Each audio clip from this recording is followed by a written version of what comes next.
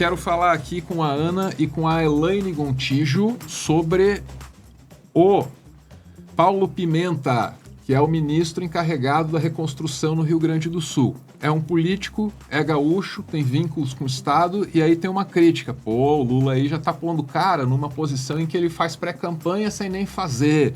E aí tem uma conversa aqui com o próprio Paulo Pimenta, que dá pra gente entender assim, como é que ele vai encaminhar essa questão, como é que ele vai caminhar essas críticas. Quero ouvir o Paulo Pimenta, na sequência Elaine e depois Ana. Cadê o homem? Ministro, há nomes do PSDB, nomes da oposição, aliados do atual governador, que dizem que a definição do seu nome se deu por uma questão político-eleitoral, visando as eleições de 2026. Como que o senhor responde a esse tipo de colocação, a esse tipo de crítica? Sinceramente, né?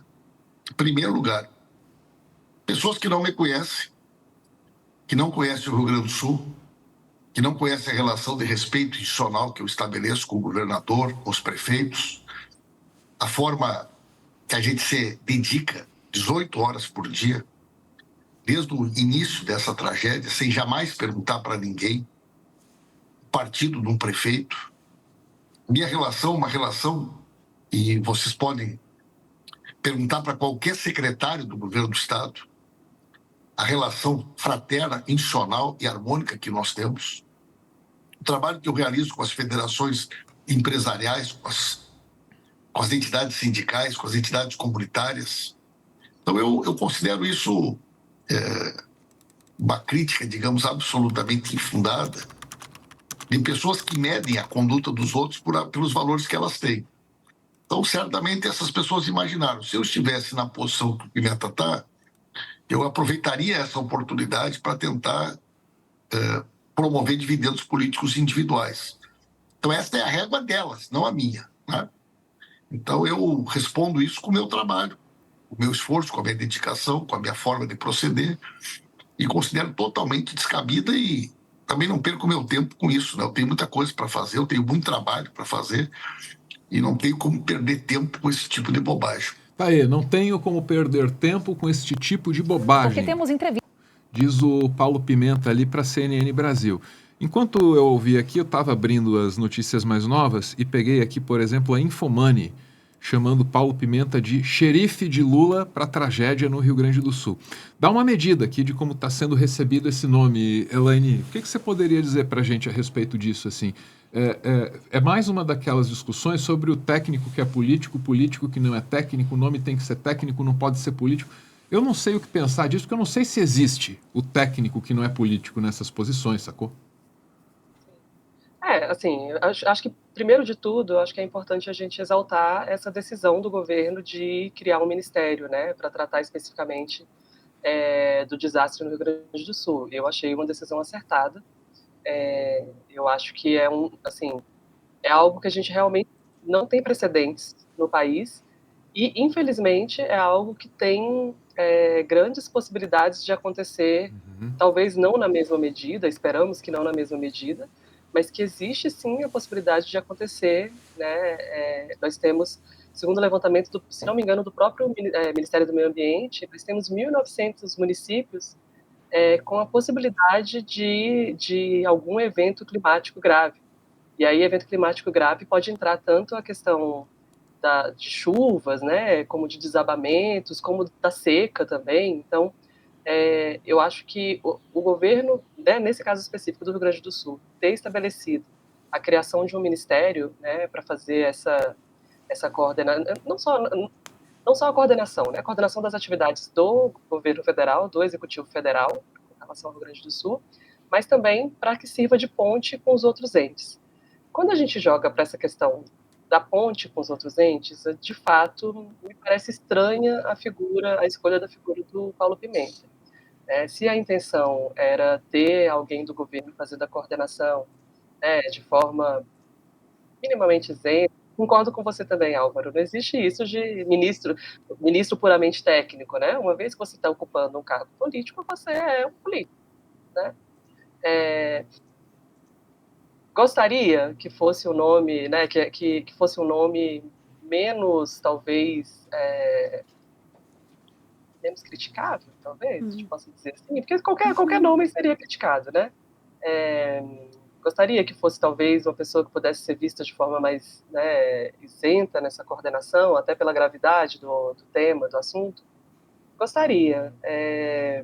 Mas, assim, eu acho que, para além disso, a importância de você ter a criação do ministério e de o governo se colocar nessa posição de coordenação mesmo. Porque, assim, num primeiro momento, algo que a gente comentava muito por aqui e que eu concordava, é essa falta de saber quem procurar, né? De saber quem... Por mais que você tenha o governador do estado, né? E aí você tem os prefeitos também, mas a gente sentia falta de uma coordenação, sabe? E aí quando você tem a figura de um ministro tratando especialmente do tema, eu acho que as coisas ficam um pouco mais organizadas. É mais uma estrutura? Mas é o tipo de burocracia que é necessária, é a burocracia que ajuda, né? A gente tem muito isso de demonizar a burocracia como sendo algo sempre negativo, né? Não é o caso. Quando a gente tem a criação de um ministério, você está mostrando a importância que aquilo tem para o governo. Mas, de fato, o nome... A gente, desde o governo Bolsonaro, eu acho que a gente tem um dilema muito grande, que é a coisa da comparação, que adoraríamos não fazer, mas acabamos fazendo. Em todos os desastres que a gente teve, a forma de atuação, a forma de lidar foi absolutamente diferente da que a gente está vendo agora. Acho que esse tipo de escolha, né, que a escolha que foi feita do Paulo Pimenta, que sim, claro que tem um viés político também, mas também tem esse viés, né, eu acho que o Pimenta colocou muito bem ali a questão do, olha, eu sou a pessoa que conhece o Estado, que conhece as entidades, né, que conhece os prefeitos, enfim, o setor privado. Faz sentido se você olhar por esse lado. Eu acredito que, se fosse um governo anterior, a escolha seria talvez ainda mais política. Tá? Posso estar muito enganada, né? Não tem como a gente saber, porque a época foi tão diferente que nem tinha ninguém para tocar da mesma forma. Então, não dá nem para a gente fazer a comparação. Essa comparação é sempre ruim com o governo anterior, porque foi algo completamente diferente de tudo que a gente já viveu até aqui, né? Mas é isso, assim. Gosto do ministério, gostaria que não fosse Paulo Pimenta, mas uma vez que está sendo ele, espero que consiga fazer esse papel de ponte que realmente era necessário. E para falar aqui sobre o político que é técnico e é técnico não é político, Ana, é legal lembrar da formação, da titulação do Paulo Pimenta, né? Ele é jornalista, o que faz sentido com a presença dele na Secretaria de Comunicação, presença que se dá por encerrada agora porque ele assume esse novo cargo, né? Ele também é técnico agrícola. Mas o que eu queria comentar com você aqui é o seguinte, ó. A origem desse culto ao cara que está na posição política de destaque, mas não é político, é técnico, né? Eu acho que a maior expressão disso está na história aqui do Paraná, que é um Jaime Lerner, né? Lembra? Eu ouvia muito isso do Jaime Lerner. Não, ele é um técnico e tal. Né? Mas não tem como você ser ministro e não fazer política. Isso é uma doideira. E eu penso na origem disso, se não é naquele sentimento antipolítica que foi se firmando no Brasil a partir de 2013, sabe? Essa ideia assim de que ser político é feio, eu quero um técnico aqui, né? Sim. Não, e é muito importante que a gente combata mesmo esse pensamento, né? Eu sempre coloco isso aqui. Enfim, a gente todos os dias temos alguns rankings aí, né? Que são bastante questionáveis, e são sempre com esse viés de, olha, vou trazer uma coisa polêmica, por exemplo, trazendo sempre a questão do gasto. Olha, se gasta a cota de contratação aqui, né, do gabinete, recebe uma pontuação menor como um bom político porque não consegue fazer mais com menos. Eu quero que aquele político consiga utilizar os recursos que tem para entregar o seu trabalho da melhor forma possível na representação do Estado, sabe? Sem dúvida. Só que é criado um tipo de discurso, né, como você disse, assim, de demonização da política, que acaba prejudicando, de fato, a atuação daqueles que querem fazer um trabalho bom, sabe? Dia desses, Ana... bem Desculpa, Elaine. No dia desses eu vi, todo mundo viu, um vereador lá, vereador que tá famoso aí já, falou outras bobagens aí que se tornaram famosas nacionalmente, né?